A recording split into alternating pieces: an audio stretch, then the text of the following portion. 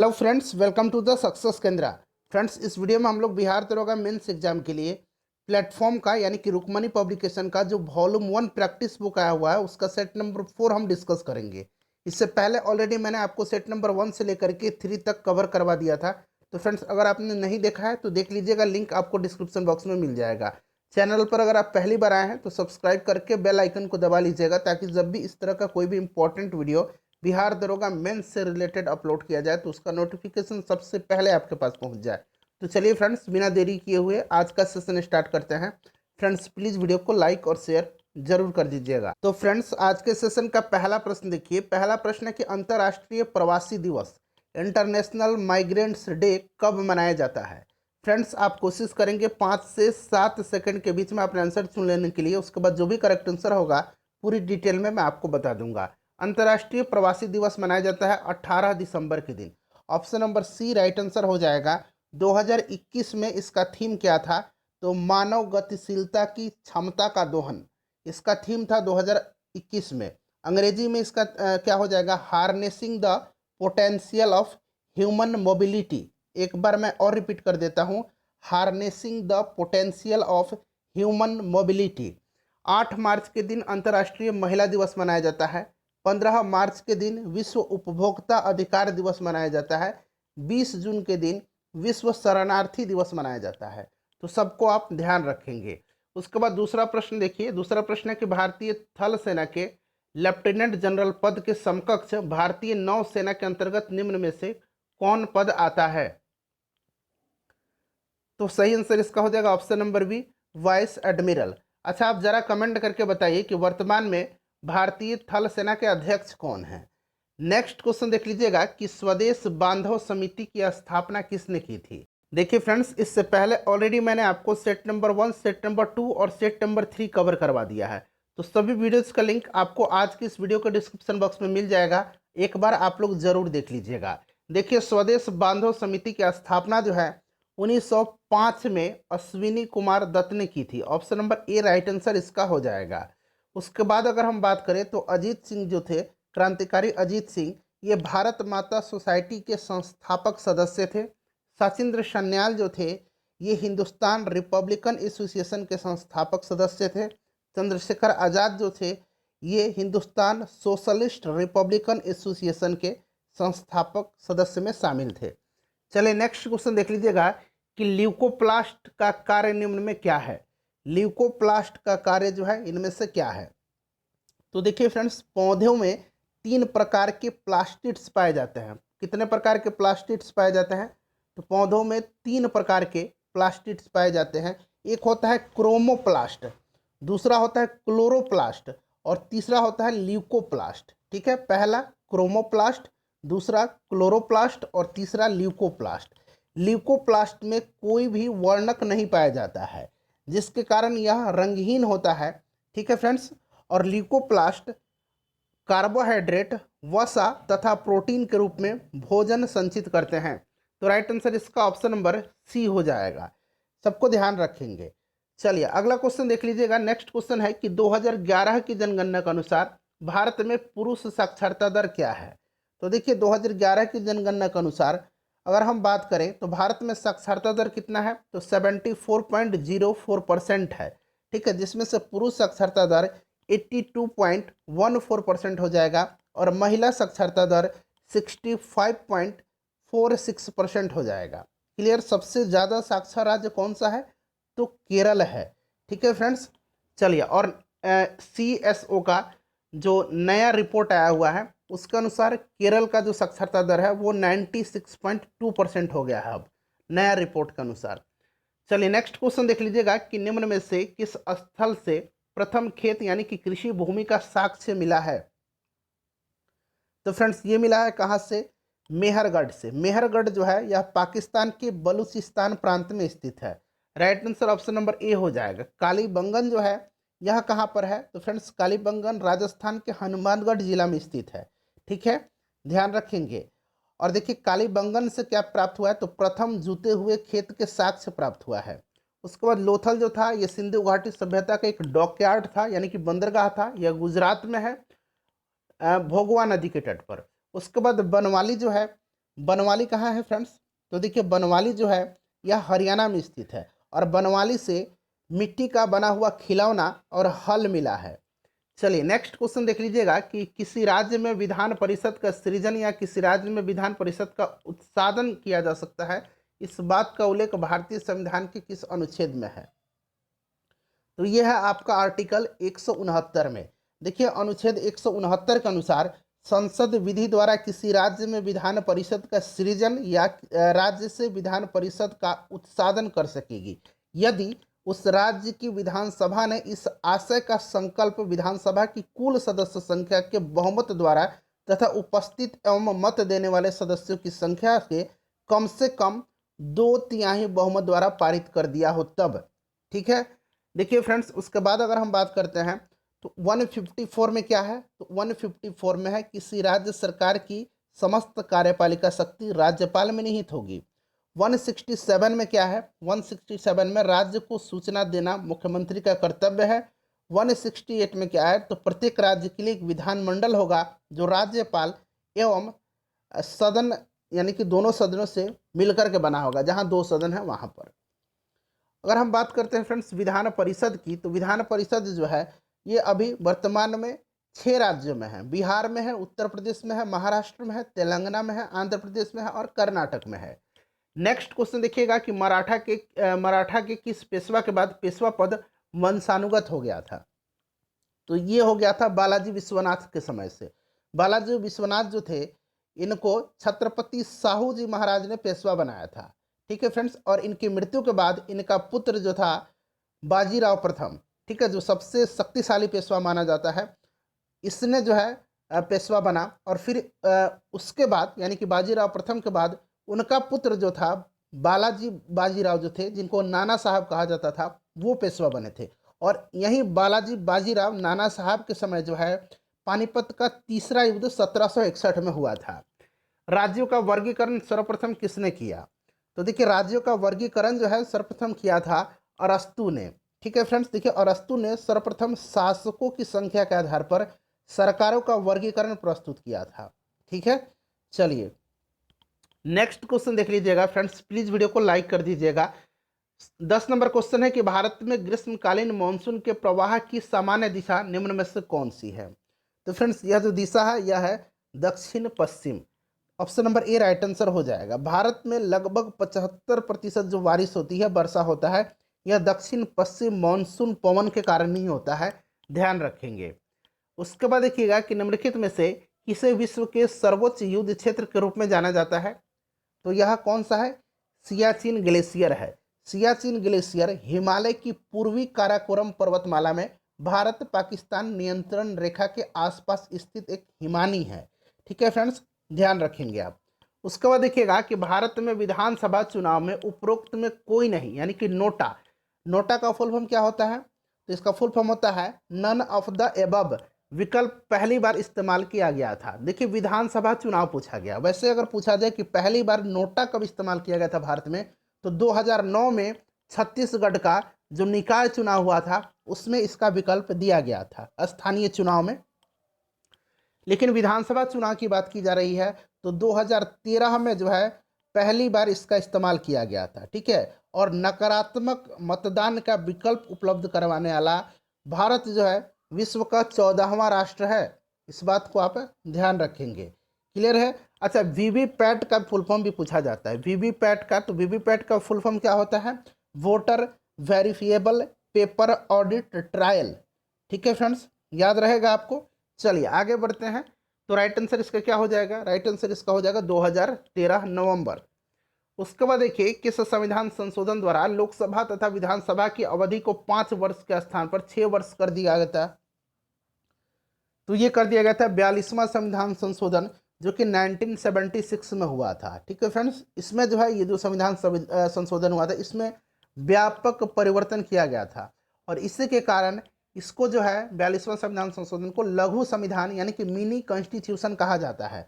और देखिए 44वां संविधान संशोधन जो कि 1978 में हुआ था, इसके तहत लोकसभा एवं विधानसभा का जो अवधि था पुनः 5 वर्ष कर दिया गया था। तो इसको भी आप ध्यान रखेंगे। उसके बाद देखिए एथलीट फुट नामक रोग कारण रोगाणु निम्न में से क्या है? इस रोग का जो कारक रोगाणु है वो कवक है, फंगी है। Option number D correct answer इसका हो जाएगा। ठीक है फ्रेंड्स, चलिए देखिए प्रोटोजोआ से क्या क्या होता है। तो प्रोटोजोआ से पायरिया होता है, मलेरिया होता है, पेचिस होता है, उसके बाद निद्रा रोग होता है, सोने की बीमारी। उसके बाद वायरस की बात करें, विषाणु, तो विषाणु से क्या होता है? विषाणु से रेबीज, खसरा, herpes, meningitis, hepatitis, polio, AIDS, ये सब होते हैं। उसके बाद देखिए जीवाणु यानी कि बैक्टीरिया से, तो बैक्टीरिया से होता है टेटनस, कुष्ठ रोग, डिप्थीरिया, हैजा, प्लेग, टाइफाइड, काली खांसी। सबको ध्यान रखिएगा। उसके बाद देखिए निम्न में से कौन सी भाषा संविधान की 8वीं अनुसूची में सूचीबद्ध नहीं है? तो 8वीं अनुसूची में 22 भाषाओं का उल्लेख है। वहीं अगर पूछा जाए कि मूल संविधान में 8वीं अनुसूची में कितनी भाषा शामिल किया गया था, तो 14 भाषाओं को शामिल किया गया था। क्लियर है? और इसमें जो है फ्रेंड्स कौन सा नहीं है? तो राजस्थानी नहीं है सूचीबद्ध। क्लियर है? और देखिए बिहार का जो भाषा है मैथिली, इसको 92वां संविधान संशोधन 2003 के तहत 8वीं अनुसूची में जोड़ा गया था। इसको भी ध्यान रखेंगे, मैथिली को कब जोड़ा गया था? 2003 में 92वां संविधान संशोधन के तहत। निम्न में से किस देश का बंटवारा विभिन्न राष्ट्रों के हाथों में किया गया जिस बंटवारे को तरबूज का बंटवारा कहा गया? तो देखिए फ्रेंड्स व्यापक अनुकूलता के लिए 19वीं शताब्दी में के अंतिम चरण में यूरोपीय देशों ने, यूरोप के जो देश थे, यूरोपियन कंट्रीज ने चीन को आपस में व्यापारिक क्षेत्र के रूप में बांट लिया था, जिसे इतिहास का चीनी तरबूज का बंटवारा कहा जाता है। तो राइट आंसर हो जाएगा आपका चीन। नेक्स्ट क्वेश्चन देखिए सेलुलोज निम्न में से किसका उदाहरण है? तो देखिए फ्रेंड्स सेलुलोज जो होता है यह पॉलीसेकेराइड का उदाहरण है, पॉलीसेकेराइड का।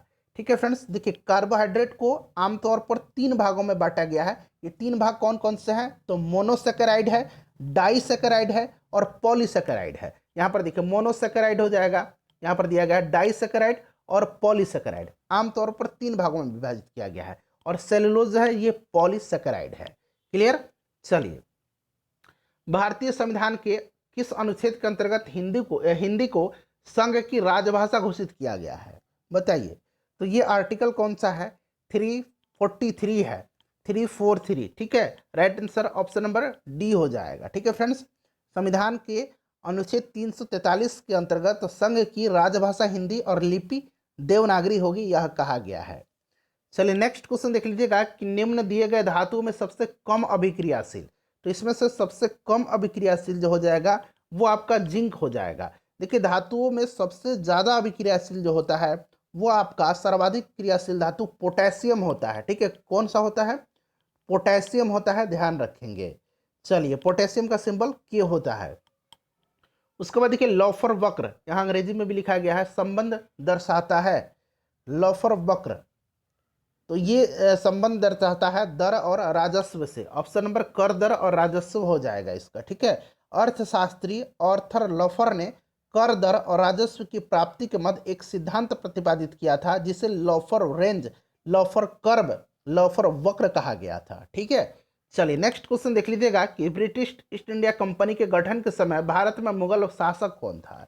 तो उस समय शासक था अकबर। देखिए अकबर का शासनकाल जो था ये कब से कब तक रहा था? तो 1556 से लेकर के 1605 ईस्वी तक रहा था। और ब्रिटिश ईस्ट इंडिया कंपनी की स्थापना 31 दिसंबर 1600 को हुई थी। ठीक है फ्रेंड्स, तो राइट आंसर हो जाएगा अकबर। नेक्स्ट क्वेश्चन देखिएगा कि ट्रिटिकेल निम्न में से किस फसल की प्रजाति है? तो ट्रिटिकेल जो है यह प्रजाति है किसकी? गेहूं की एक प्रजाति है। Option number B right answer हो जाएगा। ट्रिटिकेल जो है यह पहला मानव निर्मित फसल है, अनाज है। उसके बाद देखिए भारत में रासायनिक उर्वरक उद्योग से संबंधित प्रथम संयंत्र स्थापना कहाँ हुई थी? तो भारत में रासायनिक उर्वरक उद्योग की स्थापना 1906 ईस्वी में, ध्यान रखेंगे 1906 ईस्वी में तमिलनाडु के रानीपेट नामक स्थान पर सुपर फॉस्फेट संयंत्र की स्थापना हुई थी। रानीपेट हो जाएगा। स्वतंत्रता के बाद, ठीक है, स्वतंत्र भारत में प्रथम उर्वरक कारखाना 2 मार्च 1951 को कहाँ की गई थी? तो सिंदरी में। इसको भी आप ध्यान रखेंगे। भारत में सर्वाधिक प्रयोग किया जाने वाला उर्वरक यूरिया है। ठीक है, यूरिया के उत्पादन में भारत आत्मनिर्भर है। नेक्स्ट क्वेश्चन देखिएगा कि नाबार्ड की स्थापना, यहां मैं अंग्रेजी में लिखता हूं नाबार्ड। नाबार्ड का फुल फॉर्म पूछा जाता है। फुल फॉर्म इसका क्या है? तो national bank for agriculture and rural development, ठीक है, रूरल पढ़ते हैं, RURAL, रूरल, रूरल डेवलपमेंट, ठीक है फ्रेंड्स। और देखिए इसकी स्थापना जो है 12 जुलाई 1982 को हुई थी, 12 जुलाई 1982 को हुई थी। क्लियर है फ्रेंड्स। और यह जो बैंक है देश में कृषि एवं ग्रामीण विकास के लिए वित्त व्यवस्था करने हेतु सबसे शीर्ष संस्था है नाबार्ड। इसके वर्तमान में अध्यक्ष कौन है? तो गोविंदा राजालू चिंताला है, हेडक्वार्टर मुंबई में है इसका। उसके बाद नेक्स्ट क्वेश्चन देखिएगा कि टोकन क्रेडिट या धन के उपयोग के बिना वस्तुओं या सेवाओं के प्रत्यक्ष विनिमय के लिए किस शब्द का प्रयोग किया जाता है? तो ये शब्द है आपका बार्टर, यानी कि वस्तु विनिमय। Option number D correct answer इसका हो जाएगा। उसके बाद देखिए बंगाल का प्रथम गवर्नर जनरल, शब्द यहाँ गवर्नर जनरल लगा हुआ है, ध्यान रखेंगे। तो ये कौन था? वारन हेस्टिंग्स था। Option number A right answer हो जाएगा। वहीं अगर आपसे सिर्फ पूछा जाता कि बंगाल का प्रथम गवर्नर कौन था, सिर्फ गवर्नर पूछा जाता, यहाँ जनरल न लगा होता, तो रॉबर्ट क्लाइव हो जाता। क्लियर है। उसके बाद देखिए लॉर्ड विलियम बेंटिंक बंगाल के अंतिम गवर्नर जनरल तथा भारत के प्रथम गवर्नर जनरल थे, विलियम बेंटिंक। उसके बाद फिर से ध्यान देंगे अंतिम गवर्नर जनरल लॉर्ड कैनिंग हो जाएगा भारत में, और भारत में पहला वायसराय लॉर्ड कैनिंग हो जाएगा। क्लियर। चलिए नेक्स्ट क्वेश्चन देख लीजिएगा कि जवादी पहाड़ी किस राज्य में है? तो जवादी पहाड़ी जो है फ्रेंड्स यह तमिलनाडु में है, और यह पूर्वी घाट से संबद्ध पहाड़ी है। पूर्वी घाट से जो और भी पहाड़ी हैं जैसे कि नल्ला मल्ला पहाड़ी है, एरामल्ला पहाड़ी है, वेलीकोंडा पहाड़ी है, वेलीकोंडा मैं लिख देता हूँ, देखिए वेलीकोंडा पहाड़ी है। उसके बाद पालकोंडा पहाड़ी है, ठीक है, कुडप्पा है, सेवराय है, जवादी की पहाड़ी है। ये सभी पूर्वी घाट से संबद्ध पहाड़ियाँ हैं। राइट आंसर इसका हो जाएगा तमिलनाडु में। क्लियर। देखिए पूर्वी घाट और पश्चिमी घाट का जो मिलन बिंदु है वह नीलगिरी पर्वत है। पश्चिमी घाट को किस नाम से जाना जाता है? तो सह्याद्री के नाम से जाना जाता है। यह भी प्रश्न पूछा जाता है। नलबाल द्वीप कहाँ स्थित है? नलबान द्वीप जो है यह कहाँ स्थित है? तो फ्रेंड्स यह उड़ीसा में है, चिल्का झील में। Option number A right answer इसका हो जाएगा, ध्यान रखेंगे। और नलबान पक्षी अभयारण्य क्षेत्र को चिल्का रामसर साइट के अंतर्गत जो है यह आता है, यह रामसर साइट है। उसके बाद नेक्स्ट क्वेश्चन देखिएगा कि लोकसभा अध्यक्ष निम्न में से किसे त्यागपत्र सौंप कर पदमुक्त हो सकता है? तो ये लोकसभा के उपाध्यक्ष को, और लोकसभा के उपाध्यक्ष लोकसभा के अध्यक्ष को अपना त्यागपत्र देता है। भारत के राष्ट्रपति जो हैं ये अपना त्यागपत्र उपराष्ट्रपति को देंगे, और उपराष्ट्रपति यानी कि कह सकते हैं कि जो राज्यसभा है उसके पदेन सभापति अपना त्यागपत्र राष्ट्रपति को देते हैं। उसके बाद देखिएगा कि मैग्नीशियम किसके साथ अभिक्रिया करके अपना हाइड्रोक्साइड बनाता है? तो मैग्नीशियम किसके साथ करता है अभिक्रिया? तो ये गर्म पानी के साथ। और क्या देता है? तो मैग्नीशियम हाइड्रोक्साइड देता है। और इसको क्या कहा जाता है फ्रेंड्स? मैग्नीशियम हाइड्रोक्साइड को, इसको मिल्क ऑफ मैग्नीशिया कहा जाता है, और इसका उपयोग एंटासिड यानी कि प्रति अम्ल के रूप में किया जाता है। नेक्स्ट क्वेश्चन देखिए अर्जेंटीना की सीमा निम्न में से किन देशों से मिलती है? तो अर्जेंटीना जो है सबसे पहले ध्यान रखेंगे कि यह दक्षिण अमेरिका महादेश का एक देश है। और अर्जेंटीना में कौन सा घास का मैदान है? तो पंपास घास का मैदान है, ठीक है, पूछा जाता है। और इसकी जो सीमा है बोलोविया, ब्राजील, उरुग्वे, पराग्वे और चिली से मिलती है। तो यहाँ पर देखिए बोलिविया, ब्राजील, उरुग्वे, पराग्वे और Chile. Option number D right answer हो जाएगा। अर्जेंटीना की राजधानी कहाँ है? तो ब्यूनस आयर्स है, ब्यूनस आयर्स इसकी राजधानी है, ध्यान रखेंगे। भारत के प्रथम लोकसभा की अवधि कौन सी थी? तो ये 1952 से 1957 हो जाएगा। 17 अप्रैल 1952 से 17 अप्रैल 1952 से 4 अप्रैल 1957, ठीक है फ्रेंड्स। चलिए उसके बाद देख लीजिएगा कि प्रकृति में ब्रोमीन के दो समस्थानिक है, ठीक है, ब्रोमीन के दो समस्थानिक यहाँ पर दिया गया है कि उपस्थिति क्रमशः 49.7% और 50.3% है। ब्रोमीन की औसत परमाणु द्रव्यमान की गणना करें। तो परमाणु द्रव्यमान की गणना करना है औसत।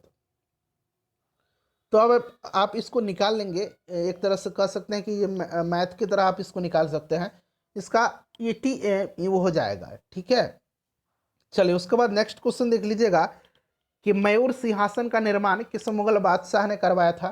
तो मयूर सिंहासन इसका निर्माण शाहजहां ने करवाया था, ठीक है, शाहजहां। ऑप्शन नंबर सी में दिया गया है। मयूर सिंहासन यानी कि तख्ते ताउस इसको कहा जाता है। और इस पर बैठने वाला पहला मुगल बादशाह शाहजहां था। सबसे अंतिम बादशाह कौन था उस पर बैठने वाला? तो मोहम्मद शाह रंगीला था। 1739 में नादिर शाह आक्रमण किया था और उस समय शासक मोहम्मद शाह रंगीला था और उससे यह सिंहासन लेकर के और कोहिनूर हीरा लेकर के नादिर शाह ईरान चला गया था। ये भी आप ध्यान रखेंगे, नादिर शाह को ईरान का नेपोलियन कहा जाता है। उसके बाद देखिए दक्षिण भारत में स्वतंत्र बहमनी राज्य की स्थापना के समय दिल्ली सल्तनत का शासक कौन था? बहुत ही इंपॉर्टेंट क्वेश्चन है ये। मोहम्मद बिन तुगलक था। ठीक है, मोहम्मद बिन तुगलक था, ध्यान रखेंगे। ठीक है, और ये जो बहमनी राज्य था इसकी स्थापना किसने किया था? अलाउद्दीन हसन बहमन शाह ने किया था। क्लियर? विजयनगर और बहमनी दोनों राज्य जब स्थापित हुए थे उस समय शासक मोहम्मद बिन तुगलक ही था। चलिए नेक्स्ट क्वेश्चन देख लीजिएगा कि 1.4 ग्राम नाइट्रोजन में परमाणु की संख्या ज्ञात करें। तो ये होता है 6.022 इंटू 10⁻22। देखिए ऑप्शन नंबर ए में दिया गया है। वस्तु से बड़ा आभासी प्रतिबिंब बनता है। वस्तु से बड़ा आभासी प्रतिबिंब किस दर्पण द्वारा बनता है? तो ये बनता है अवतल दर्पण के द्वारा। Option number B right answer इसका हो जाएगा। उसके बाद देखिए स्वतंत्र भारत के प्रथम कमांडर इन चीफ कौन थे? स्वतंत्र भारत के, तो स्वतंत्र भारत में टोटल 4 कमांडर इन चीफ बने थे। ठीक है, पहला जो था वो कौन थे? तो पहले थे ऑप्शन नंबर ए हो जाएगा सर रॉब लोकहार्ट। ठीक है, ये 1947 से लेकर के 1947 तक ही थे, 15 अगस्त 1947 से 31 दिसंबर 1947 तक। उसके बाद दूसरा बने थे जनरल सर रॉय बूचर, यहाँ पर दिया गया है। ठीक है फ्रेंड्स, ये 48 से लेकर के 49 तक रहे थे। उसके बाद भारत के जो प्रथम फील्ड मार्शल थे के.एम. करियप्पा, वो बने थे प्रथम कमांडर इन चीफ। ठीक है फ्रेंड्स, उसके बाद जनरल राजेंद्र सिंह जी बने थे। और 1 अप्रैल 1955 से ये जो कमांडर इन चीफ का पद था इसको समाप्त कर दिया गया था। पौधों का कौन उत्तक जल तथा खनिजों को पौधों की जड़ से पौधे के वायवीय भागों तक पहुंचाता है? तो यह कौन सा है? जाइलम है। ठीक है, जल का जाइलम और फूड का यानी कि भोज्य पदार्थ का फ्लोएम करता है। कोलाइड में परिक्षेपित कणों का आकार कितना होता है? तो कोलाइड में जो परिक्षेपित कण है उनका आकार जो होता है 10⁻⁻5 सेंटीमीटर से 10⁻⁻7 सेंटीमीटर के बीच होता है। ऑप्शन नंबर बी इसका राइट आंसर इसका हो जाएगा। नेक्स्ट क्वेश्चन देख लीजिएगा कि CaHCO3 का होल 2 के विघटन होने के कारण जल की अस्थायी कठोरता पानी उबालने से दूर हो जाती है, इसलिए कि बताइए क्यों हो जाता है? तो देखिए जल की 2 कठोरता होती है, एक तो अस्थायी होता है। अस्थायी में क्या होता है? इसमें कैल्शियम और मैग्नीशियम के बाइकार्बोनेट घुले होते हैं और इस जल को उबालकर एवं चूना का जल मिलाकर अस्थायी कठोरता को दूर किया जा सकता है। दूसरा होता है अस्थायी कठोरता। यह जल में उपस्थित कैल्शियम और मैग्नीशियम के क्लोराइड या सल्फेट के कारण होता है और यह कठोरता आसवन विधि या फिर परम्यूटेट विधि के द्वारा दूर किया जा सकता है। इस क्वेश्चन का correct answer option number B हो जाएगा। ठीक है फ्रेंड्स, ध्यान रखेंगे। उसके बाद देखिए 2 ओम 3 ओम 4 ओम का प्रतिरोध जो है रेजिस्टेंस जो है श्रेणी क्रम में दिया गया है, सीरीज में दिया गया है। तो इसका समतुल्य प्रतिरोध पूछा गया है, तो सबको जोड़ दीजिए 3, 2, 5 और 4। ठीक है, क्या होता है? R1 + R2 + R3, यही होता है ना, R इक्विवेलेंट इक्वल टू, तो जोड़ दीजिए तो कितना हो जाएगा? 9 ओम। चलिए नेक्स्ट क्वेश्चन देख लीजिएगा कि ऊष्मा स्वयं किसी निम्न ताप की वस्तु से उस ताप की वस्तु में प्रवाहित नहीं हो सकती, यह कथन या परिणाम किसका है? तो यह कथन है ऊष्मागतिकी का दूसरा नियम। देखिए ऊष्मागतिकी का दूसरा नियम जो है यह ऊष्मा की प्रवाह की दिशा बताता है।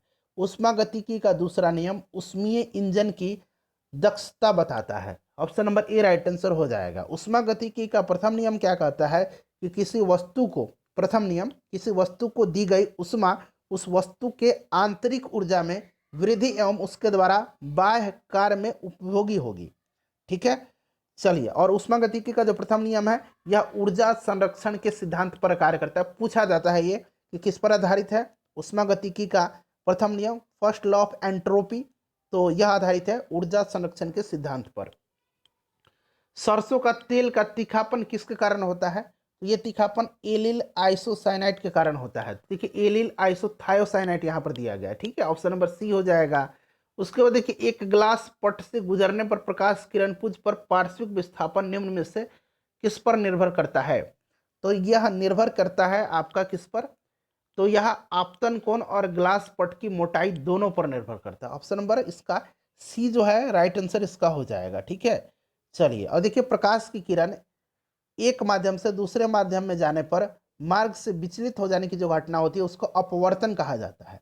ठीक है फ्रेंड्स, नेक्स्ट क्वेश्चन देखिएगा कि बॉस प्रक्रम में हाइड्रोजन बनती है। बॉस प्रक्रम में हाइड्रोजन भाप अंगार गैस बनाती है। क्या बनाती है? ये बनाती होगा भाप अंगार गैस। इसको क्या कहा जाता है? जल गैस कहा जाता है। जल गैस जो है कार्बन मोनोऑक्साइड और हाइड्रोजन का जो मिश्रण है उसको जल गैस कहा जाता है। एक होता है प्रोड्यूसर गैस। प्रोड्यूसर गैस होता है कार्बन मोनोऑक्साइड और नाइट्रोजन का मिश्रण। कोल गैस जो होता है, कोल गैस ये होता है कार्बन मोनोऑक्साइड, मीथेन और हाइड्रोजन का मिश्रण।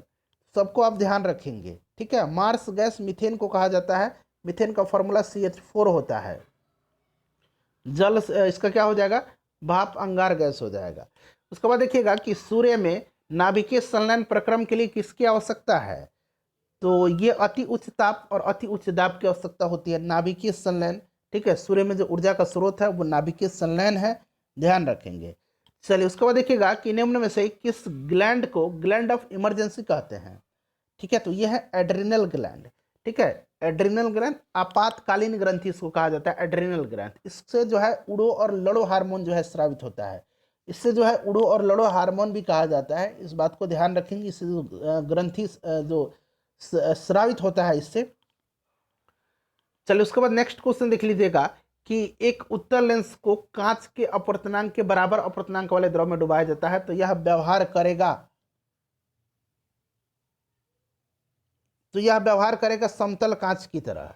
निम्नलिखित में से कौन सी नदी अफ्रीका में नहीं बहती है? तो अफ्रीका में इसमें से कौन सी नदी नहीं बहती है? तो फ्रेंड्स यह अमेजन नदी है, यह दक्षिण अमेरिका में बहती है। ठीक है, ध्यान रखेंगे। चलिए उसके बाद नेक्स्ट क्वेश्चन देखिए, बाकी देखिए ऑरेंज, नील और नाइजर ये सभी अफ्रीका महाद्वीप में बहने वाली नदी हैं। राजस्थान उच्च न्यायालय किस शहर में स्थित है? तो राजस्थान का जो उच्च न्यायालय है वह जोधपुर में है। ठीक है फ्रेंड्स, राजस्थान का जोधपुर में है, मध्य प्रदेश का जबलपुर में है। ठीक है फ्रेंड्स, ध्यान रखेंगे। उसके बाद नेक्स्ट क्वेश्चन देखिएगा कि आइसोहाइट रेखा संबंध है। आइसोहाइट रेखा जो है यह संबंधित है वर्षा की समान मात्रा वाले स्थानों को मिलाने से। मानचित्र पर वर्षा की समान मात्रा वाले स्थानों को मिलाने वाली रेखा को आइसोहाइट रेखा कहा जाता है। ठीक है फ्रेंड्स, ध्यान रखेंगे, इंपॉर्टेंट है। चलिए उसके बाद देखिए, समुद्र के अंदर समान गहराई वाले स्थानों को मिलाने वाले रेखा को क्या कहा जाता है? तो इसको आइसोबाथ कहा जाता है। आइसोबाथ कहा जाता है, आइसो यहाँ पर लिखा गया, आइसोबाथ कहा जाता है। समान तापमान वाले क्षेत्रों को प्रदर्शित करने वाली रेखा को आइसोथर्म कहा जाता है, आइसोथर्म कहा जाता है। ठीक है, उसके बाद देख लीजिएगा, आगे भी मैं बताता हूँ। समुद्री जल में लवणता की समान मात्रा को दर्शाने वाली जो रेखा है इसको आइसोहेलाइन लाइन कहा जाता है, आइसोहेलाइन रेखा कह सकते हैं। ठीक है, चलिए सब मैंने बता दिया, सबको ध्यान रखिएगा। निम्न में से कौन मध्य प्रदेश में है? तो मध्य प्रदेश में इसमें से कौन सा है? खजुराहो का स्मारक है। ऑप्शन नंबर डी हो जाएगा राइट आंसर इसका। ठीक है फ्रेंड्स, हम्पी कहाँ पर है? हम्पी कर्नाटक में है। एलोरा, एलोरा कहाँ है? महाराष्ट्र में। महाबलीपुरम यह कहाँ पर है? तमिलनाडु में है। उसके बाद देखिएगा, ली मोनडे समाचार पत्र किस देश का है? तो ली मोनडे जो है यह फ्रांस का समाचार पत्र है। ठीक है, ऑप्शन नंबर सी हो जाएगा फ्रांस का। उसके बाद देखिए, चेंचू जनजाति विद्रोह दक्षिण भारत के किस क्षेत्र का जनजाति विद्रोह था? तो देखिए, चेंचू जनजाति जो है यह दक्षिण भारत के आंध्र प्रदेश में पाए जाते हैं और 1921-22 में 1921-22 में जो है यह विद्रोह जो है आंध्र प्रदेश क्षेत्र के नल्लम पहाड़ी क्षेत्र में जो यह हुआ था, चेंचू विद्रोह हुआ था और इसी को चेंचू विद्रोह कहा गया था। और चेंचू विद्रोह के हनुमंथु, यहाँ मैं लिखता हूँ के हनुमंथु, ठीक है, इन्हीं के नेतृत्व में हुआ था। तो राइट आंसर इसका हो जाएगा आपका आंध्र प्रदेश। वैसे ये चेंचू जनजाति आंध्र प्रदेश में भी पाए जाते हैं, उड़ीसा में भी पाए जाते हैं, तेलंगाना और कर्नाटक में भी पाए जाते हैं। उसके बाद देखिए, शिक्षा के क्षेत्र की हार्टोग समिति किस वर्ष गठित की गई थी? तो हार्टोग समिति का गठन भारतीय परिमिति आयोग ने, भारतीय परिमिति आयोग ने हार्टोग समिति का जो गठन है ये 1929 में किया था, 1929। और देखिए ये जो आयोग था सर फिलिप हार्टोग की अध्यक्षता में शिक्षा के विकास पर रिपोर्ट देने के लिए गठित किया गया था। और हार्टोग समिति ने यह सुझाव दिया कि मिडिल स्कूल स्तर पर ही व्यावसायिक और औद्योगिक शिक्षा को जोड़ा जाए। उसका देखिए मेगापोलिसिस एक ग्रीक शब्द है जिसका अर्थ महान शहर। इसे खालिस्तान दिया गया 1967 द्वारा लोकप्रिय बनाया गया था। तो इसे लोकप्रिय बनाया गया था जीन गॉटमैन के द्वारा। Option number B right answer इसका हो जाएगा। ठीक है फ्रेंड्स, चलिए उसके बाद देख लीजिएगा कि निम्न में से किस लौह अयस्क में लौह का अंश प्रतिशत सबसे अधिक होता है। तो सबसे अधिक होता है इसमें से किसमें, मैग्नेटाइट में। ठीक है, मैग्नेटाइट में होता है, ध्यान रखेंगे। किंग जॉर्ज तृतीय ने मद्रास में उच्चतम न्यायालय की स्थापना किस वर्ष करवाई थी। तो किंग जॉर्ज तृतीय ने मद्रास में उच्चतम न्यायालय की स्थापना 1800 ईस्वी में करवाई थी। Option number D right answer हो जाएगा। बॉम्बे उच्चतम न्यायालय की स्थापना 1823 में हुई थी, इसको भी आप ध्यान रखेंगे। चलिए उसके बाद देखिए विश्व धरोहर स्थल में शामिल पट्टदकल किस राज्य में है। तो फ्रेंड्स ये जो है यह स्थित है कर्नाटक में। ठीक है, कहाँ स्थित है फ्रेंड्स, यह कर्नाटक राज्य में स्थित है। नेक्स्ट क्वेश्चन देखिए सांता अन्ना निम्न में से किस देश की स्थानीय पवन है। तो यह जो स्थानीय पवन है यह संयुक्त राज्य अमेरिका के कैलिफोर्निया में प्रवाहित होने वाली गर्म और शुष्क स्थानीय पवन है। तो संयुक्त राज्य अमेरिका इसका राइट आंसर हो जाएगा। ठीक है, मिस्र में खमसिन स्थानीय पवन है, मिस्र का खमसिन। ठीक है, जापान का यामो है, जापान का यामो है जो कि गर्म और शुष्क पवन है। चलिए नेक्स्ट क्वेश्चन देखिएगा कि भारत में पहली बार समाचार पत्रों पर प्रतिबंध यानी कि नियंत्रण अर्थात कि सेंसर कब लागू किया गया था। तो यह 1799 में लागू किया गया था। ठीक है, 1799 में किया गया था। The censorship of press act 1799 द्वारा लॉर्ड वेलेस्ली ने सभी समाचार पत्रों पर सेंसर से अनुमति प्राप्त करना अनिवार्य कर दिया था। लॉर्ड वेलेस्ली ने 1799 में। उसके बाद देखिए शिक्षा की वर्धा योजना कब लाया गया था। शिक्षा की वर्धा योजना 1937 ईस्वी में लाया गया था।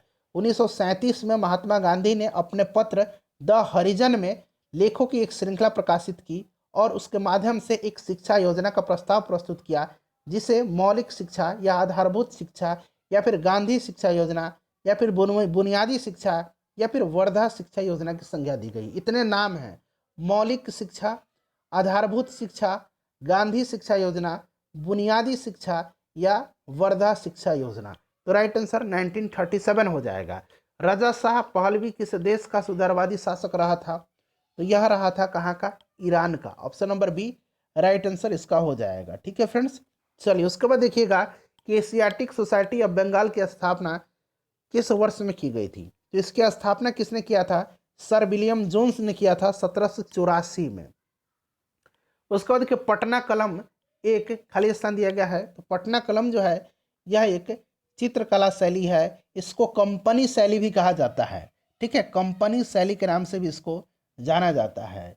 ईश्वरी प्रसाद वर्मा पटना कलम के अंतिम कलाकार माने जाते हैं, ईश्वरी प्रसाद वर्मा। ठीक है, तो राइट आंसर हो जाएगा, ये चित्रकला की एक शैली है। उसके बाद देखिएगा कि दिल्ली में स्थित इंडिया गेट का डिजाइन किसने तैयार किया था। तो देखिए इंडिया गेट का डिजाइन जो है ये एडविन लुटियंस ने तैयार किया था। ठीक है फ्रेंड्स, और याद रखेंगे गेटवे ऑफ इंडिया के वास्तुकार कौन थे। तो जॉर्ज विटेट थे, जॉर्ज विटेट थे। अच्छा, ये जो गेटवे ऑफ इंडिया है ये कहाँ पर है। तो गेटवे ऑफ इंडिया मुंबई में स्थित है और इंडिया गेट दिल्ली में है। नेक्स्ट क्वेश्चन देखिएगा कि कंप्यूटर के एक मेनू में खाली स्थान दिया गया की लिस्ट होती है। तो कंप्यूटर के एक मेनू में कमांड की लिस्ट होती है। ऑप्शन नंबर बी हो जाएगा राइट आंसर। उसके बाद देखिए किसी राजनीतिक दल को राष्ट्रीय पार्टी के रूप में मान्यता प्रदान करने हेतु कम से कम 3 अलग अलग राज्यों में लोकसभा की सीटों का कितना प्रतिशत जीतना अनिवार्य होता है, बताइए। तो ये हो जाएगा आपका 2%। Option number A right answer इसका हो जाएगा। ठीक है, 2% जीतना अनिवार्य होता है। उसका नेक्स्ट क्वेश्चन देख लीजिएगा कि भारत का नियंत्रक एवं महालेखा परीक्षक पद एवं उससे संबंधित शर्तों का उल्लेख भारतीय संविधान के किस अनुच्छेद में है। तो फ्रेंड्स यह जो है 148 में है। और वर्तमान में नियंत्रक एवं महालेखा परीक्षक कौन है भारत के। तो गिरीश चंद्र मुर्मू है। नियंत्रक एवं महालेखा परीक्षक की नियुक्ति कौन करता है, भारत के राष्ट्रपति करते हैं। ठीक है फ्रेंड्स, इनका कार्यकाल क्या होता है। तो 6 वर्ष या फिर 65 वर्ष की आयु जो भी पहले पूरी हो जाए यह अवकाश ग्रहण कर लेते हैं। एकात्मक राज्यों में खाली स्थान दिया गया सरकार सभी सरकारी कार्य करती है। तो एकात्मक राज्य में जो केंद्रीय सरकार है वो सभी सरकारी कार्य करती है। देखिए अक्षांश का 1 डिग्री लगभग कितने किलोमीटर के बराबर है, तो ये 111 किलोमीटर के बराबर होता है। ठीक है फ्रेंड्स, ध्यान रखेंगे। उसके बाद नेक्स्ट क्वेश्चन देख लीजिएगा। अगला क्वेश्चन है कि 1991 में सरकार ने किसकी अध्यक्षता में कर सुधार समिति का गठन किया था। तो आपने चलैया समिति का नाम सुना है ना, राजा जे चलैया। ठीक है, option number D right answer इसका हो जाएगा। उसके बाद अगला क्वेश्चन देखिएगा कि निम्नलिखित में से किस वर्ष में महारानी विक्टोरिया की उद्घोषणा में यह ऐलान किया गया था कि इसके बाद से भारत ब्रिटिश राज द्वारा और उसके नाम पर एक राज्य सचिव के माध्यम से शासित होगा। तो यह घोषणा 1858 में महारानी विक्टोरिया ने किया था। Option number A right answer हो जाएगा। क्लियर है। चलिए उसके बाद नेक्स्ट क्वेश्चन देख लीजिएगा कि भूमि पर स्थित विश्व का सबसे ऊंचा जलप्रपात कौन सा है। तो यह जलप्रपात जो है इसका नाम है एंजिल जलप्रपात। एंजिल जलप्रपात option number A right answer हो जाएगा। यह कहाँ पर है, तो वेनेजुएला में है। भारत का सबसे ऊंचा जलप्रपात जोग जलप्रपात है। इसको वर्सोपा जलप्रपात भी कहा जाता है, महात्मा गांधी जलप्रपात भी कहा जाता है। यह शरावती नदी पर है, कर्नाटक में है। नेक्स्ट क्वेश्चन देखिएगा कि 1922 में गांधी जी के द्वारा असहयोग आंदोलन को वापस लेने का मुख्य कारण क्या था। तो देखिए राइट आंसर इसका हो जाएगा आपका चौरी चौरा कांड। चौरी चौरा कांड जो हुई थी ये 5 फरवरी 1922 को हुई थी, उत्तर प्रदेश में गोरखपुर जिले में। ठीक है, तो राइट आंसर इसका हो जाएगा आपका ऑप्शन नंबर बी। भीड़ ने उत्तर प्रदेश चौरी चौरा में एक पुलिस स्टेशन में आग लगा दी थी। ठीक है फ्रेंड्स, और ये जो असहयोग आंदोलन था स्टार्ट हुआ था 1 अगस्त 1920 को। नेक्स्ट क्वेश्चन देख लीजिएगा। अगला क्वेश्चन है कि आर्य समाज के संस्थापक स्वामी दयानंद सरस्वती का वास्तविक नाम क्या था। तो आर्य समाज की स्थापना इन्होंने 1875 में किया था। वेदों की ओर लौटो का नारा दिया था। ठीक है फ्रेंड्स, और देखिए इनका मूल नाम जो था मूल शंकर था। Option number C right answer हो जाएगा। सत्यार्थ प्रकाश इनकी पुस्तक का नाम है, ध्यान रखेंगे। निम्नलिखित में से कौन सी सरकारी विधेयक को प्रस्तावित कर सकता है। तो यह संसद के किसी भी सदन में मंत्री। ठीक है, उसके बाद नेक्स्ट क्वेश्चन देखिएगा कि खाली स्थान दिया गया है को मानव उपयोगकर्ता और कंप्यूटर हार्डवेयर के बीच एक इंटरफेस के रूप में जाना जाता है। तो यह है आपका ऑपरेटिंग सिस्टम। ठीक है, देखिए operating system option number D में दिया गया है। उसके बाद देखिए डेट्रॉयट औद्योगिक नगर किस देश में है। डेट्रॉयट जो है यह किस देश में है, इसका आंसर आप कमेंट करके बताइएगा। ठीक है, और देखिए 81 से लेकर के 100 तक में मैथ और रीजनिंग के क्वेश्चन है फ्रेंड्स, उसको हम सॉल्व नहीं करेंगे। मैं पीडीएफ टेलीग्राम पर आपको दे दूंगा। टेलीग्राम चैनल का नाम हमारा सक्सेस केंद्रा है। ठीक है, लगभग 22,000 सब्सक्राइबर है वहाँ पर जुड़ जाइए। मैं मैथ और रीजनिंग का सॉल्यूशन वहाँ आपको उपलब्ध करवा दूंगा। वीडियो को लाइक कर दीजिएगा, शेयर कर दीजिएगा।